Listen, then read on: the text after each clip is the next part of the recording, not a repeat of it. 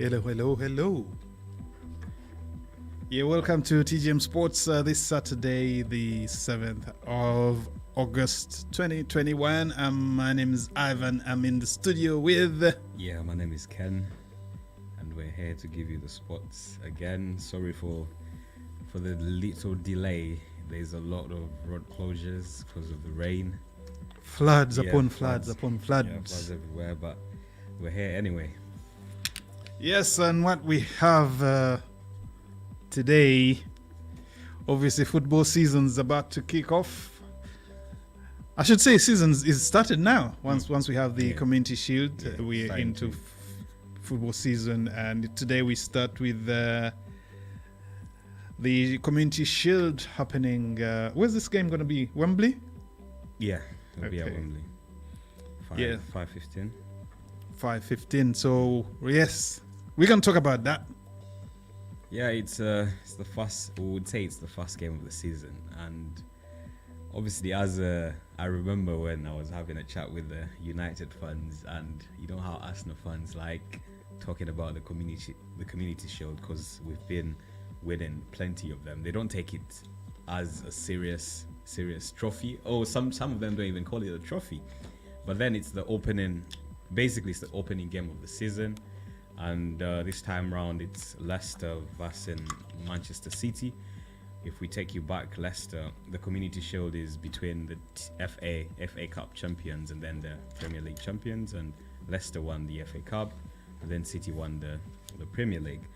So it will be basically it's the opening game of the season. We would say it's the opener, and I think right now we're closer to the start of the season next Friday. That's the 13th for the new season. So we expect a lot from this game. I'm not sure if we'll get to see the new signing, Jack Grealish, being involved, because obviously they completed his signing this week, which was a big Premier League deal. He's right now the most expensive transfer in the Premier League. So I think Man City Leicester will be a game. Obviously we've been missing football, so it will be a game to watch. Yes, Jack Grealish, valued at £100 million. We all know about the English tax on footballers, but there we go. Questions abound as to whether it's a rightful valuation of the player. I would say obviously right now the transfer market is, the prices are hiked. I would say because of the hype he has been getting, I think it would be the right price for him. I don't think he would. We already hear these stories about the FA and all the football authorities keep saying they need to put a cap on player salaries and transfer fees, but it keeps getting higher and higher. Yeah, I think it's to do with the market. Obviously, the market is growing. We won't expect to see the prices that were there before, back in the days. So the more the economy goes, the money, obviously they're getting a lot of money from the TV deals. So they've got the money. So we won't say they would spend less. It's expected. And obviously right now it's 100 million. what should we know? Maybe next season it will even be more. We'll be here in 200 million or 400 million. So I don't think it's to do with the cup, but I think it's to do with the market and the economy growing.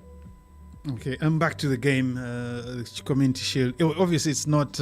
It's a charity game, so not a really competitive game, but it's a game of football. Who are the players that are most exciting to be watched? I feel it would be. I'm not sure if Grealish will get a go at this game. I'm not sure if they'll. Maybe it will be too early for him to start, or maybe they'll give him a few minutes at the end. But it will be. It's a game it's like an opening game basically. So I don't think we'll expect much from it. But as City, I expect them to. Obviously, Pep wants to win. He's a winner. He will bring on a winning team.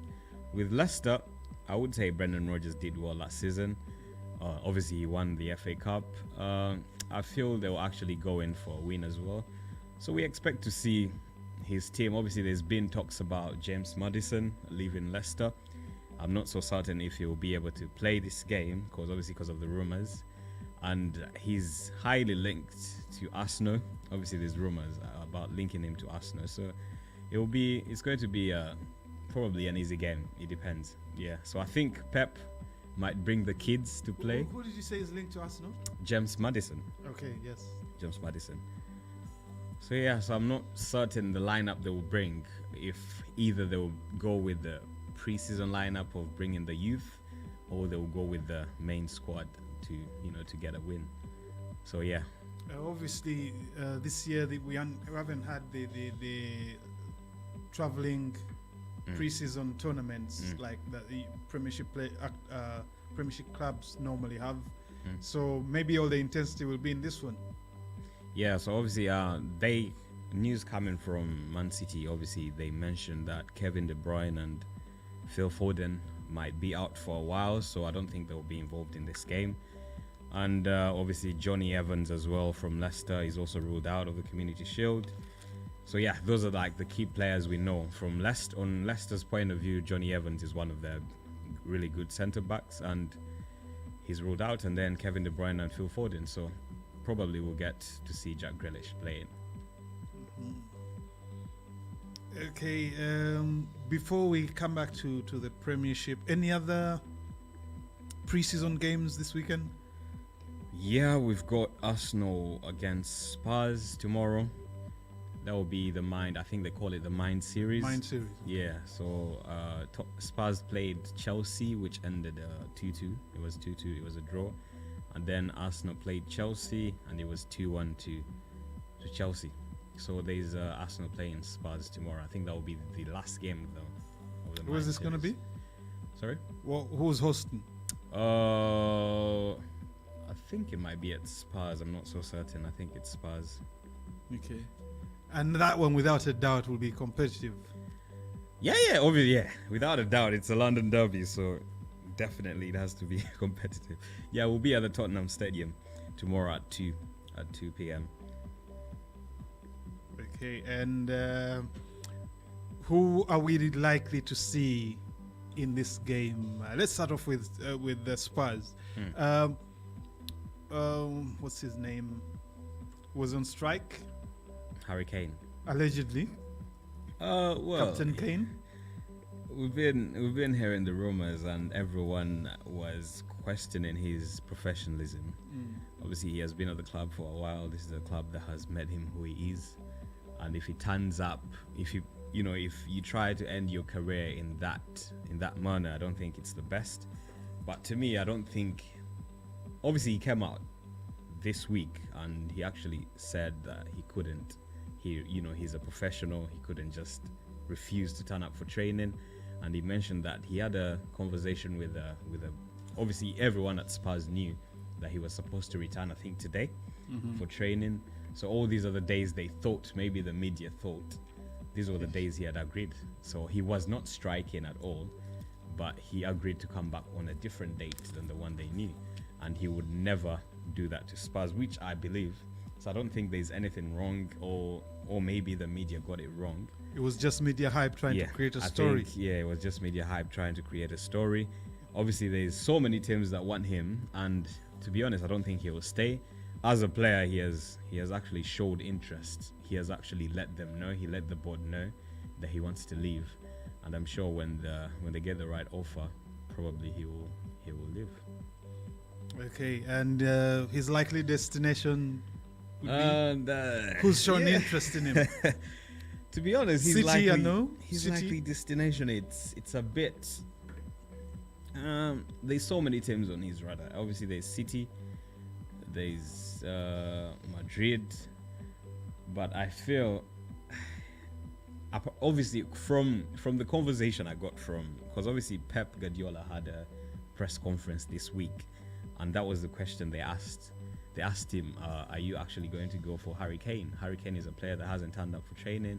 What's going on? And he came up and said, well, if Spurs is open for discussions or negotiations on bringing him in, then we'll go for him. So he was open to say that they will go for him. But I think at the moment, Spurs is not yet ready to negotiate. Because if they were, maybe Pep wouldn't have mentioned something like that. So maybe when they're open, I think Man City will go for him.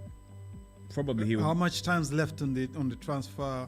I don't think we have long. Maybe 2 weeks or a week till the end. But So time's running out. yeah, and I feel he will be, if we're looking at Jack Grealish at 100 million, I think maybe Harry Kane will be more than that. So are we looking at maybe 120 or 150 million? Who knows? But I feel he might not be a Spurs player next season. I'm certain he will leave. Whether it's not City This coming season or the one. this season, I don't This think season. he'll be a City player. Okay, and there's another goal in the game at the Olympics. This is the final between Brazil and Spain, and the Spanish have equalized. What's his name now? Well, Claudinho scored earlier at For the Brazil. end of the first half for Brazil, and they're now in the second half. And well, we'll let you know who scored, but it's 1-1. These games tend to end in a penalty shootout. Yeah, and obviously from the sequence we see Brazil has been one of the teams reaching the finals of the Olympics. So I think even the last Olympics, they were the ones that actually won it. So I think it's their trophy. Yeah, and Brazil obviously has brought its big guns, almost a full strength team, but we see Spain bringing a lot of youngsters. It's not your regular Spanish team. So there, 61st minute, and it's 1-1 in there. Okay, Jack Grealish was unveiled by City. We mentioned already it's 100 million Pounds, yeah. pounds. What does he add to the citizens? I think he's a type of player that is really creative. So he'll add that bit of creativity in the team. I think if Pep actually looks at, because 100 million is a lot of money, and if you're trying to spend on a player, first of all, he's still young. He's got like they gave him a 6-year contract. Was it 6 years? 6-year contract. So I feel he's the type of player they would want to build on, and they've got some of the players are aging as well. So he's the type of player who will give them that creativity. Because if you've got Kevin De Bruyne, he can play on the wing, or if De Bruyne is injured, he can play that 10 role. So I feel he will add on the squad depth. And City, I think, want to win the Champions League. So this is the type of player that would help you in those crucial games. He's a game changer. So I think that's why he was added into the team.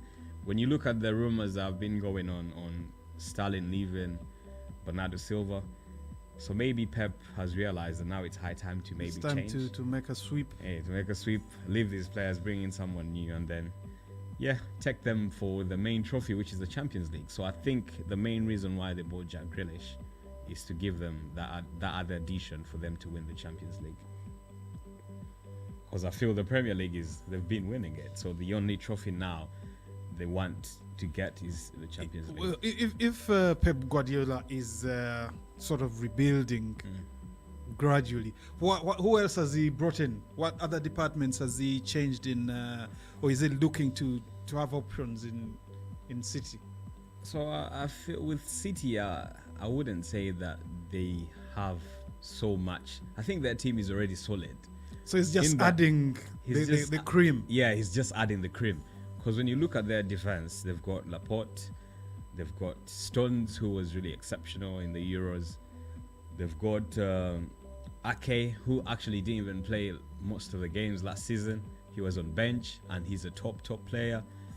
So you feel their squad is actually strong enough in that they've got cover in every department. So now he's just trying to add cream. I don't think they need any more players at the back or in the midfield. I feel they just need that cream, and maybe Jack Grealish is that cream. And maybe also they need to offload more of their players. I don't think Sterling, Bernardo Silva, because right now if Grealish is coming in, they've bought him at £100 million. He's the type of player that will have to play.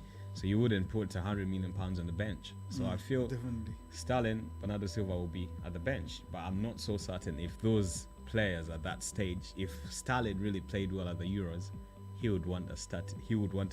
Yeah.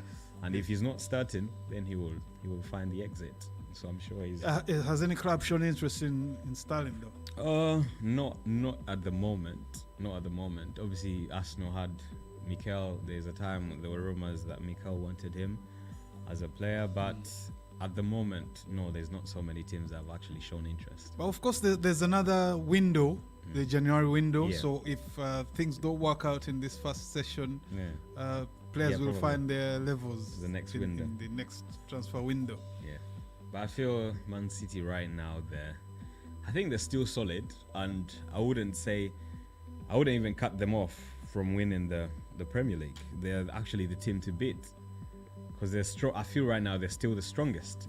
So when you look at the teams, look at Man City and look at Chelsea, and they're still adding on. Chelsea is still bringing in more players. So these are actually the two teams to watch out for. Obviously United will come in as well, because they've actually spent this season, but I think Man City is still stronger for to win the Premier League. Okay, another player who has a lot of speculation, I think a price was named, is James Maddison of Leicester. Yeah, James Maddison has been on Arsenal. Actually, Arsenal has been interested in James Maddison, but I'm not so certain if they will meet the price, or if right now it's still 50-50. What's the asking price? What price has been named? I think right now Arsenal spent 50.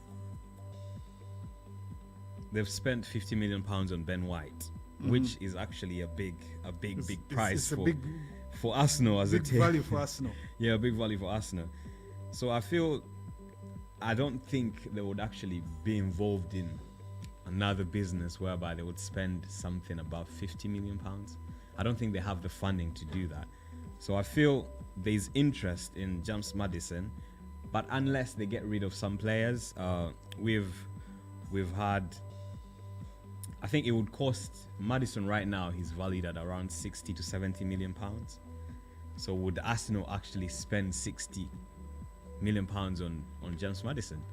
If they're to do that, then there was a rumor out last week that Stan Kroenke had released had released 100 million. Yeah, but for transfers. The 100 million he released already, 50 of it was spent on Ben White. 15 of it was spent on Sami Lokong. One was 15 and then the other was 25. So when you look at 100, it's like you're left with nothing. Hasn't Arsenal sold anyone yet? Not really.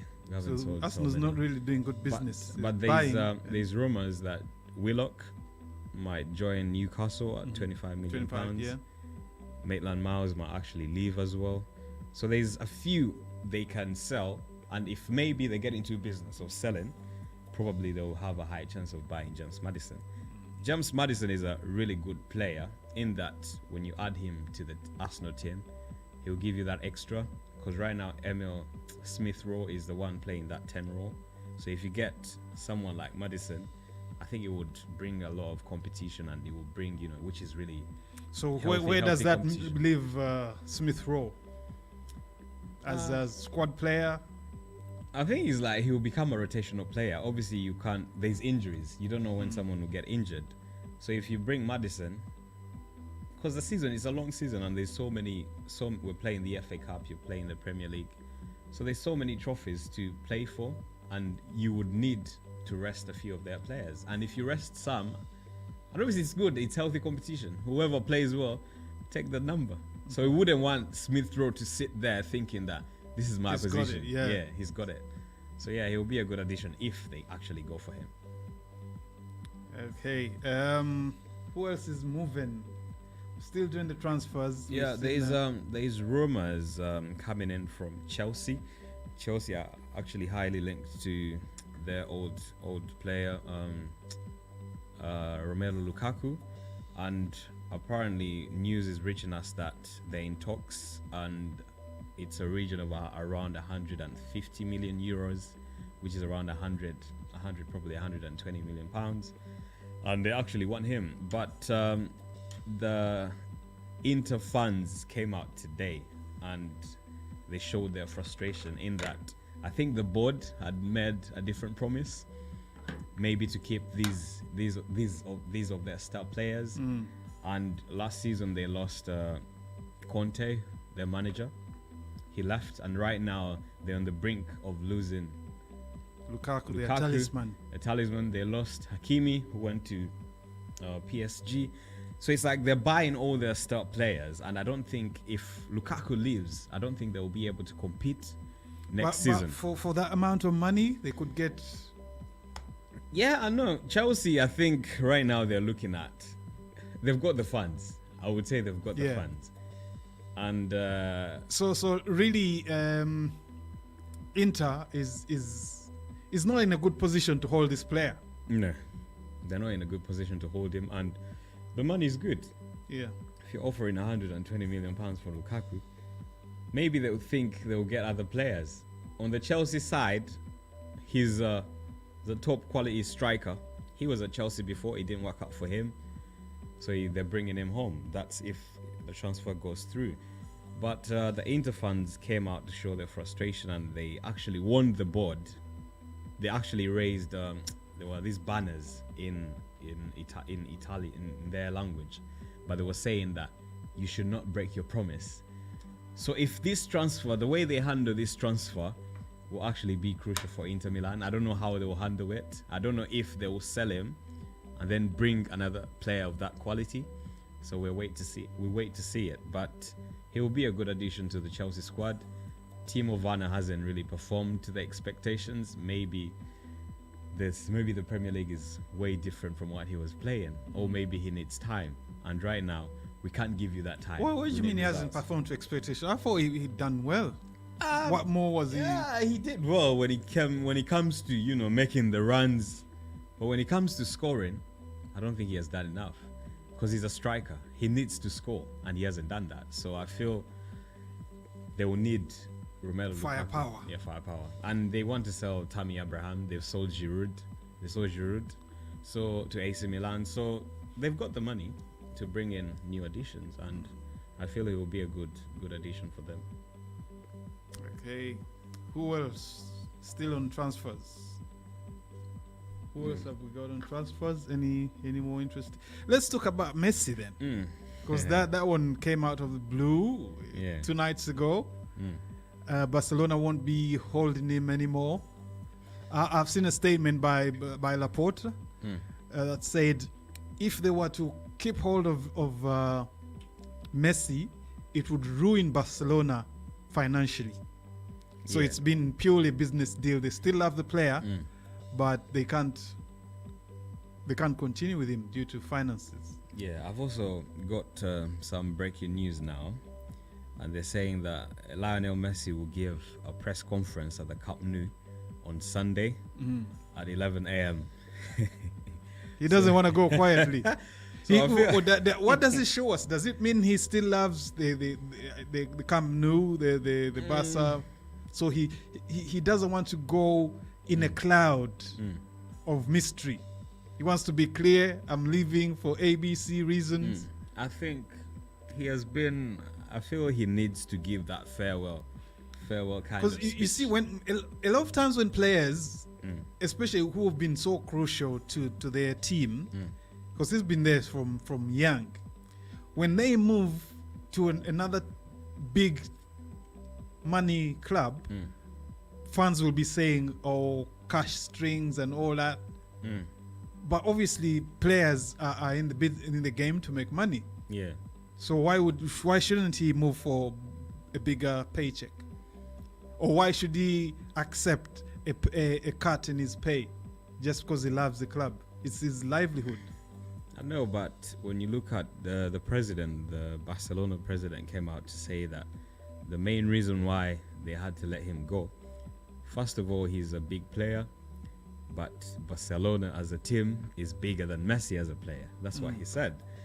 And he says we love him, but we can't.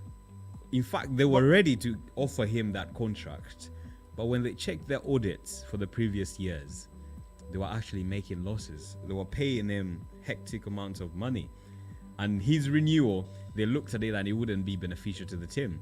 So they were like, "Nah, we can't You know, accept you." when people start making statements like that he's not bigger than the team, you immediately what it signifies is that he has lost value, or he's not delivering goods anymore. Because if he was delivering the goods, they would say.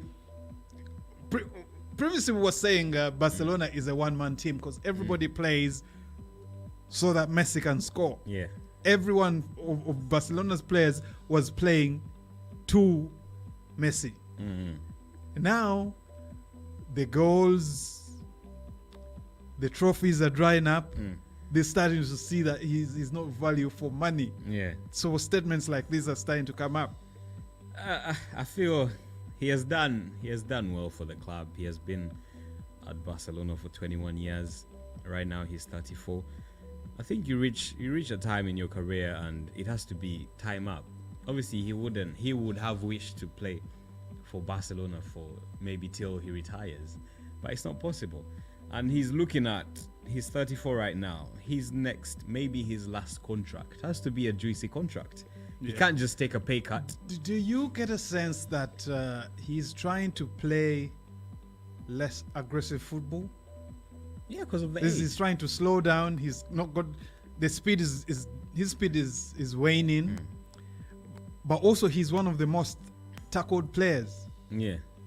So he wants to go somewhere where, there's not too much fuss. Maybe he'll be a playmaker, but not the main guy that scores goals. But he's obviously when you talked about the most tackled player, I remembered Grealish was the most fouled player in the league last season. Really? Yeah, he was. But when you look at Messi, we wouldn't argue with why he's maybe now playing that kind of relaxed football. It's the age. If you compare them with Ronaldo right now has also reached that peak. So they have reached that end. They're reaching the end of their careers. Yeah. So he wouldn't want to get that injury that will rule him out maybe forever. So he plays it calm. Maybe right now he wants to be more of a playmaker than a scorer. Yeah. And I feel, it's time up. Obviously, there's always an end to something. It's time up for him, and he should leave and join another team. But it depends on where he's going. Who's the candidates that are weighing up these options? It looked like a knockout for Man City. I'm positive they would have loved to have him, but when the news came out, they really spent their 100 million. Not that they lack any money, because I feel it happened so fast. In that, if maybe City had known that the negotiations would just fall down with him and Barcelona, maybe they would have waited to release the funds to Jack Grealish. But at the same time, when you think about it, would they actually offer that amount of money to Messi, who is 34, and leave Grealish, who is 26? Yeah, but So maybe they would have then, if I answer that question, then they would be buying him for business but to me, rather than football. a substandard Messi is still better than Grealish. Well, Because, like you said, it comes also with other financial benefits, business-wise. Because it's gonna sell you merchandise, gonna sell you jerseys. Yeah. So what you get from him is just phenomenal. You'll have a full house anyway for all your home games. Yeah. But then the return of investment for Messi compared to Grealish. Grealish is young. So Okay. Grealish is a type of player that would win. But mind you, this Grealish fee is artificial. So it could have come down anyway. Yeah. And Grealish would jump to the chance to be in a team that has Messi in it as well. Mm-hmm. So that is official. 100 million is artificial. Yeah, but when you look at, for example, right now, the two teams, mainly, in fact, the team that is actually interested in Messi is PSG. And PSG believe that they've got a good chance of completing the deal. News reaching us is that Messi's agent, who is his dad, was in talks with the PSG, team. Mauricio Pochettino, actually, they said that he actually also spoke to Messi about him joining PSG. So I think they're the main candidates to take Messi. But when you look at their funds, their wages, their wage bill, their wage bill last season was at £400 million for PSG. This is 3 times. Does that contravene the fair play rules? No, they don't. Yeah. But this is 3 times more than the second team. So their wage bill is 3 times more than the next team. So the next team is Lyon, and Lyon's wage bill is around, I think, 200. I think 100 something. So when you compare, if their wage bill is at £400 million, and then you want to add on Messi, so I think they would need to sell some players so that they go by the fair financial play rules. And the reason why I think their wage bill has gone up now is, remember, they've added Gianluigi Donnarumma, they've added Sergio Ramos and Jorginho Wijnaldum. All these are free transfers, but they gave them big contracts in that they will be earning big. Yeah. So I feel, But we still have Neymar in there. yeah, we still We have have Neymar. Mbappe in the team. And obviously the tricky bit is, if Messi comes to PSG, they haven't yet pinned Mbappe because Mbappe's contract expires in the summer. He hasn't yet signed a new contract. I'm not so certain whether they will convince Mbappe to stay if Messi is coming, or actually if they will actually manage to pay both of them, because I'm so certain Mbappe will also demand a big contract. He would want more money. So you can't spend more on Mbappe and also on Messi. So it's going to be a tricky situation. Maybe they'll lose Mbappe and they get Messi. But can you lose a youngster to an old man? It's Messi we're talking about. It's Messi. It's Messi. That's why his news has shaken the whole football world. I love Messi, but But you know, Mbappe does fire some blanks as well. yeah. So when you look at, obviously Messi is a type. First of all, it will be good business for PSG. Remember, PSG is owned by Qatar. I think their owner comes from Qatar. And remember, Okay, I was a bit confused about. I thought the same owner of Man City, but yeah. so they're all in that. But Qatar. there's money Yeah, Qatar. in an endless oil well. Yeah, Qatar business. Remember, the next World Cup is in Qatar. So if they bring Messi in, he's going to be on the billboards everywhere, even in Qatar. So are we looking at them looking at the prospect of making Messi maybe an ambassador for Qatar afterwards? He's the type of player, once you buy him, you're going to get, the stadium will be full. You're going to get, he's going to sell shirts. So you make a lot of money from Messi. You'll be paying him a lot, but you make a lot from him. So it's highly linked to the Qatar team. They would want him. So I feel it would be a good addition, but I think it's the only team right now that would actually be interested in him, actually to afford him. Yes. Though Chelsea, apparently Roman Abramovich came up to say that he called to meet Messi's representatives as well, and he says that he would want So to he's bring him jumping to into the fray. Stamford Bridge. So we're talking about money here. So whoever wins in the money aspect will have him. But I feel he might join PSG. Somehow I can't see Messi managing the pace of Premier League. Why not? It doesn't seem like my Premiership player for But me. obviously you mentioned that right now he's playing that calm football. But do Chelsea want to play that? Well, they can. They're you know, they've got runners. English. Yeah, but But if you compare it to Man City as well, Man City is also playing fast-paced football. I only see Arsenal as the logical choice. For Messi? Well, I mean, if we were to go football-wise, because they can play that kind of football. But for the rest of the teams, they're mostly, fast-paced, running. And we've already said age is a factor. No, but remember, obviously you're saying that he would want to join, or he might fit in the Arsenal, the way they play. But if you remember how Ozil was playing this kind of lazy football in Arsenal. Yes. So if you're thinking of, and the reason why Arsenal got rid of But Ozil Arsenal, was because of the change of play. He couldn't fit in. It was now fast-paced, and he was like a wasted number. So Messi then wouldn't fit in, because Arsenal right now is also trying to play that fast-paced football. Okay. So that means we would conclude that he can't play in any team in the Premier League, because all the teams are playing fast. Yeah, I don't see him playing in the football. Premiership, to be honest. So I mean, it's less rough now, but yeah. But I think PSG have got the upper hand. Obviously, there's talks that he was in contact with Neymar, and Neymar is actually on his case, trying to, lure him to join the club. And there's a picture on Instagram now whereby Messi was with Neymar, Verratti, and two other PSG players, Di Maria. So would this actually be a confirmation that maybe he had links already to join PSG? Who knows? We just wait. But we'll be shocked. Maybe he will actually mention the team he's joining on Sunday on that press conference. Yeah, that's one very highly anticipated press conference. So we wait 11 for a.m. that. And we'll have news for you.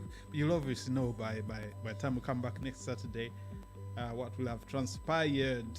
It's 4 minutes to go in the Olympic final between Brazil and España, which is Spain, and it's still 1-1. So it looks like they're going to go to extras if nobody scores. Oh, Brazil and Spain. Brazil-Spain men's football Olympic. Okay, speaking of Olympics, Uganda won. By the time we were here last week, Uganda had 2 medals, the silver and the bronze, in the men's. Yeah, it was. Was it 800 or 1500? Cheptegei and Kiplimo. Yes. During the week, though, Uganda got a gold in the women's. Games. In the women's steeplechase, 3,000 steeplechase. Yeah. And that was Chemtai. And as we will show you. Yeah, and it brought a lot of excitement with the Ugandans. It was the first ever Uganda women's Olympic gold. So rightfully celebrations are all abound. It was the first ever in this Olympics, or ever in Uganda's Olympics for a woman to bring. What did I remember? Dorcas. Isn't Kuru? She was Commonwealth. Oh yeah. Commonwealth. Yeah, you're right. Yeah, but it was exciting, and I think. There's a goal. I think what caught the eye. Obviously, I've been on social media, Twitter and Instagram. Was the commentary from, I don't know if you listened to the commentary when Chemtai won gold, because the man I think that gentleman on the commentary actually mentioned about how special he actually spoke some words in Luganda, which was exciting. Oh, I And missed that. everyone was storming his account, Twitter account. All the Ugandans were thanking him, and yeah, it was exciting for him. Ugandans love to be praised, but Yeah. when you anger them, you'll have a Twitter war. But yeah, that was beautiful. It seems to me like Uganda is now. We haven't got the numbers yet in as far as how many quality athletes we have compared to Kenya, but in terms of winning the big things in both in Olympic and in the World Championship, in the Commonwealth, where Uganda is really getting there in the medal brackets.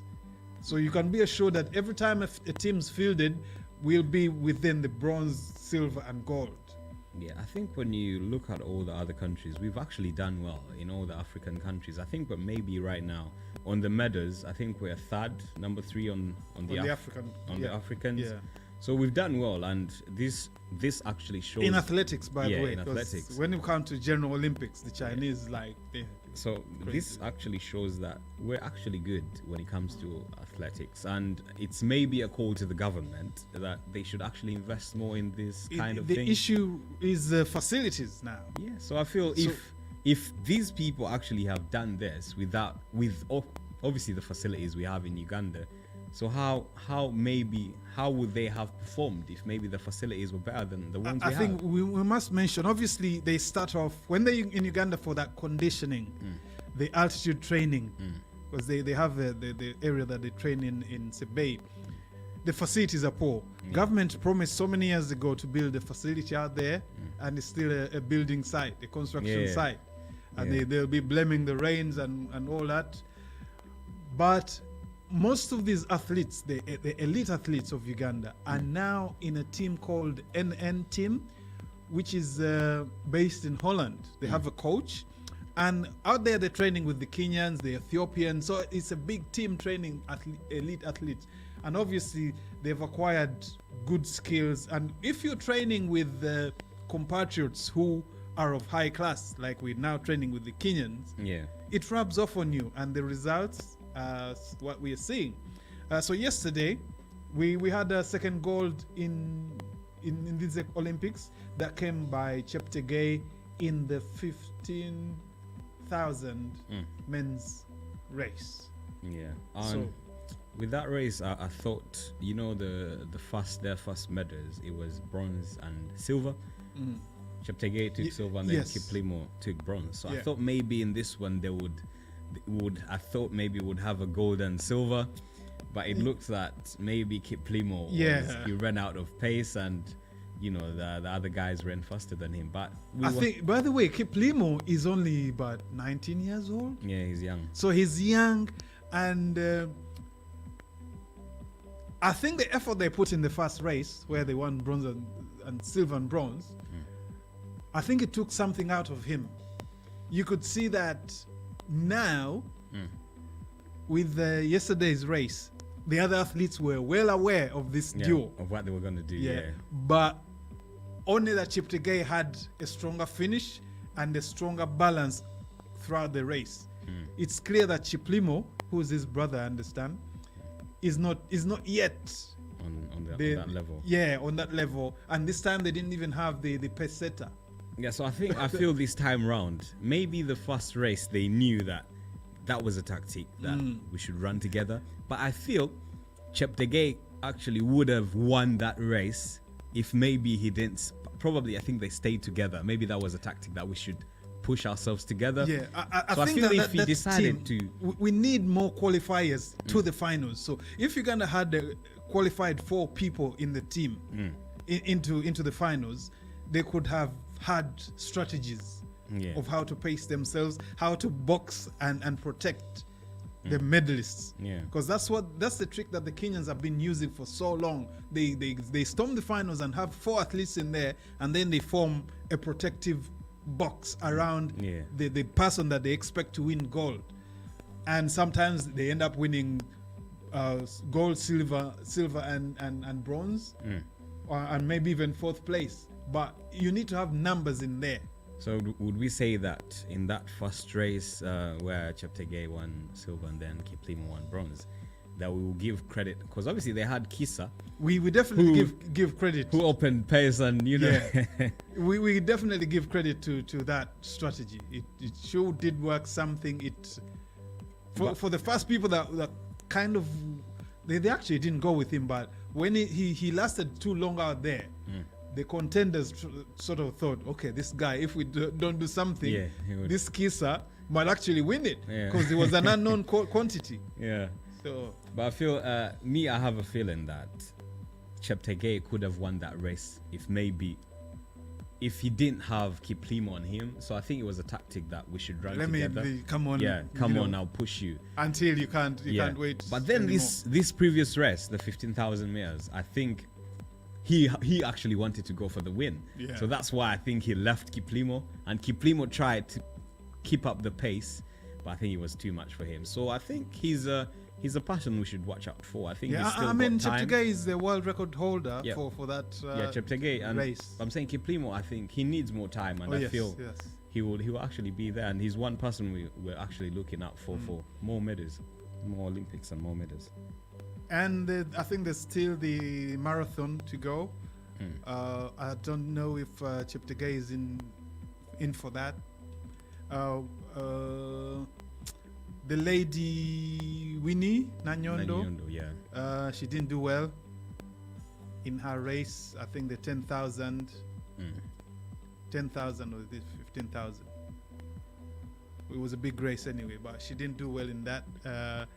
That was this morning. I think the Dutch, there's a lady called Hassan. She was wearing Dutch colors. I think she's Dutch.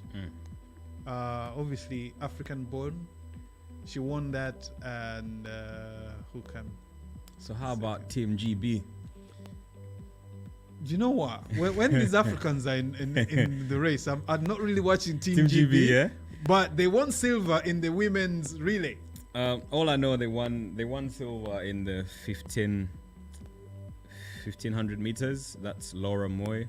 She won silver. Who I think she has been performing really well in the previous races, but she won silver, and that's a positive for Team GB. And a very big medal hopeful, Kathleen Jones, in the heptathlon, dropped out due to injury. She dropped out as they were doing, was it 110 meter dash? Yeah, she dropped out. She sprained something. So I feel Team GB has not done so well on when it comes to these running games, but when it comes to swimming, not swimming, this diving, because obviously Matt Pitty had, I think he had three gold medals or 2 gold medals. So we've done well in other aspects. When it comes to athletics, we are not really and then there was good. the twins who won, was it silver as well? They were in the gymnastics. The horse riding, it's give and take. They're winning some, losing some. And it's extra time in the Olympic football final. Spain and Brazil, 1 apiece. Always, in times like this, we look forward to the penalties. Right. As we come to a close, what have we got in the Formula One? Formula One, they've gone for their summer break at the moment. There's nothing much happening except from the previous race where there was a lot of drama. We had there was a lot of confusion in that the race ended with Sebastian Vettel actually winning. He came second, but then when the FIA checked his car, he didn't actually drive to the finish. So when they checked, because obviously they checked the fuel, how much, obviously there's a certain amount you're supposed to have, and they got to find out that it was less than the right amount. So this meant that he started the race with less fuel, which means that he had a big advantage over the other drivers, and they had to take his position off to give it to someone else. So he lost that position. So that was the main thing. So Lewis Hamilton basically was disqualified. He got disqualified. So that counts as they did not finish. Yeah. Basically, he was disqualified. So Lewis Hamilton came second. Came second. What does that do to the positions, To the standings. to the points? Yeah. Right now, we would say Lewis Hamilton is still at the top with 195 points. Max is at 187, and then Lando Norris comes in third, 113. Valtteri Bottas 108, Sergio Perez 104. So there's still, Hamilton is still ahead, and I think this previous Grand Prix was a bit of a, because it was raining at the start. It was raining at the start, and when lights out went off, it was basically a race between Bottas crashed out almost 4 drivers, including 2 of Red Bull's drivers, which was frustrating to Chris Horner. Chris Horner came out and said after the race that why did he crash out only the Red Bulls? You get? So I'm not saying that he actually intended to do it. So this mind games and It's a mind controversies games, is becoming something between Mercedes and Red Bull. So it played key to, because obviously Max's car was knocked out, and they had to, the red flag was called, the rest was stopped, so they had to go for a restart. They had to fix his car, so it wasn't enough time to actually get everything fixed.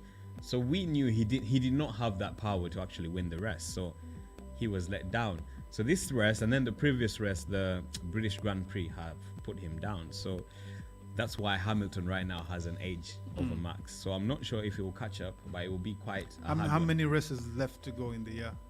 Yeah, there's still a number, so there's still enough. There'll be about 4. Yeah, there's still enough for Max to actually win, but that depends on how Hamilton performs. And yeah. Whoa.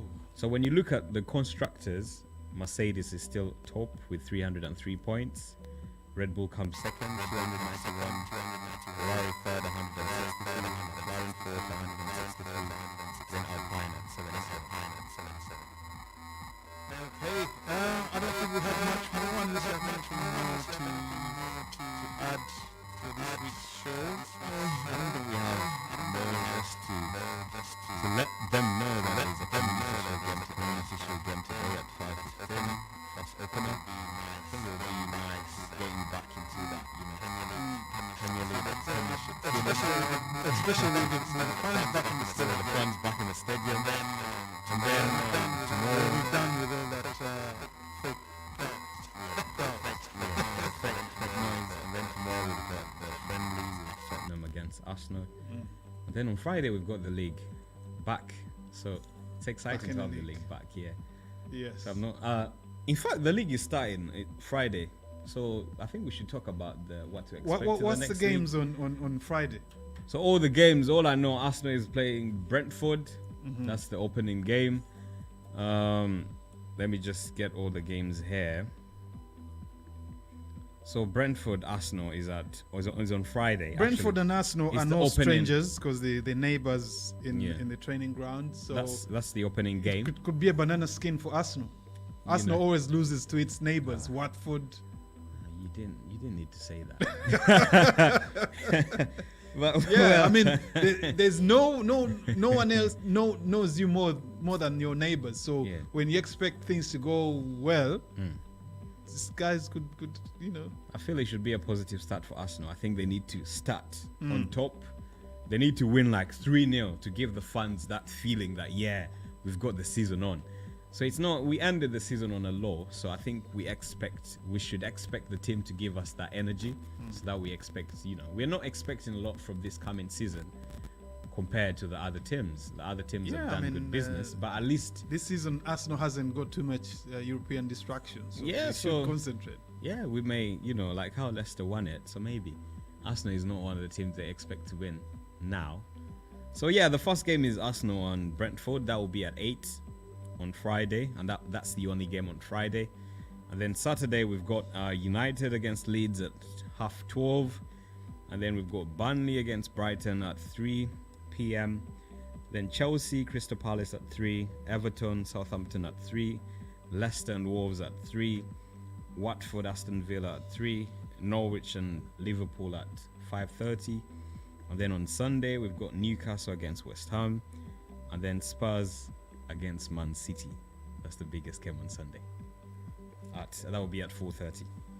Yes, so yeah, Premiership is back, football season is back, fans are back. We wish you a great sporting week, Yeah. and we're out. We'll sign out. Yeah. See you next week.